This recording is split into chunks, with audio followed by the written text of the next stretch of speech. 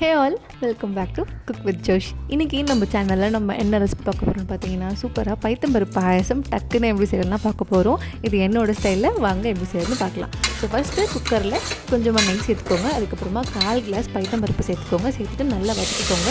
அதுக்கப்புறமா 2 கிளாஸ் தண்ணி சேர்த்துக்கோங்க. மூடி போட்டு ஒரு விசில் விட்டு ஒரு 5 மினிட்ஸ் சிம்மில் வச்சுடுங்க. அதுக்குள்ளே நல்லா வெந்துடும்.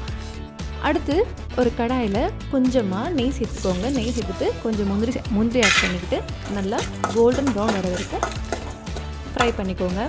அடுத்து திராட்சை சேர்த்துக்கோங்க. சேர்த்துட்டு நல்லா ஃப்ரை பண்ணிவிட்டு இது கூட நம்ம துருவி வச்சு தேங்காய் சேர்த்துக்க போகிறோம். அதை நல்லா சேர்த்துட்டு கொஞ்சம் நல்லா வதக்கிக்குவோங்க.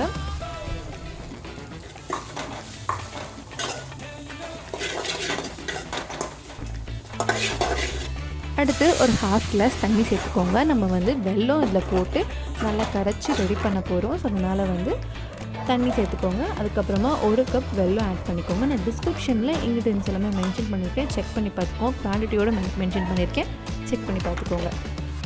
வெல்லம் நல்லா கரைஞ்சதுக்கப்புறமா அதை எடுத்து நம்ம வேக வச்சு எடுத்த பருப்பில் சேர்த்துக்கோங்க. சேர்த்துட்டு நல்லா மிக்ஸ் பண்ணி விட்டுக்கோங்க. அதுக்கப்புறம் தேங்காய் பால் எடுத்து வச்சுருக்கேன். அதையுமே இது கூட சேர்த்துட்டு நல்லா 2 கொதி வர வரைக்கும் நல்லா கொதிக்க விடுங்க. அவ்வளோதான், எடுத்து சர்வ் பண்ணுன்னா நம்மளோட சூப்பரான பைத்தம்பருப்பு பாயாசம் ஒரு 5 to 10 மினிட்ஸில் செம்மையாக ரெடி பண்ணிடலாம்.